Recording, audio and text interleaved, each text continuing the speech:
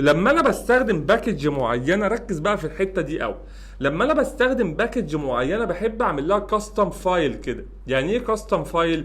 يعني كاش نتورك ايمج دي ما بحبش او ما بحبش الامبورت بتاعها يبقى في 500 600 فايل، ما بحبش الموضوع ده نهائيا. لما انا بستخدم باكج بتعمل لي حاجه معينه، انا باجي هنا في الويدجتس بروح اعمل لها كاستم ويدجت، فاقول له هنا مثلا كاستم كاش نتورك ايمج. يعني اجي هنا اعمل دورت فايل اقول له كاستم كاشد نتورك ايمج. طبعا احنا اتكلمنا عن الموضوع ده كتير جدا واديتك فوائده الرائعه للغايه، وتعالى نعمله كمان مره. تقول له كاش نتورك ايمج وتبدا تاخد الكاش نتورك ايمج دي من هنا كوبي كده وتحطها هنا بيست. طبعا الموضوع ده ليه فوائد كتير، من اولها طبعا ان الباكج تبقى سنترلايزد في مكان واحد بس، يعني انت حاططها في فايل واحد بس. تاني حاجة اللي انت مش تقعد كل مرة تحط كل الهاسل ده. يعني مثلا لو البليس هولدر انت عايزه يبقى بطريقة معينة هتهندله هنا مرة وهيسمع معاك في بقية الابليكيشن.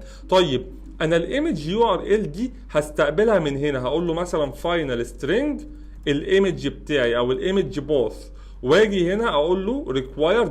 دي لازم تبقى ريكوايرد، لازم تبعتها كل مره. وممكن ابدا استخدم الدبل مثلا هايت واستخدم الويتس برضه هتبقى دبل، ولكن دول نلابل. هقول لك ليه. لان انا ممكن ما ابعتش الهايت والويتس، انا ممكن هنا اقول له لو الهايت ده جاي بنل حط 80، لو الويتس ده جاي بنل حط 140. ايه المشكله في الموضوع ده؟ واجي هنا اقول له الايمج باص بتاعتي استخدم لي الايمج باص دي. حلوه قوي.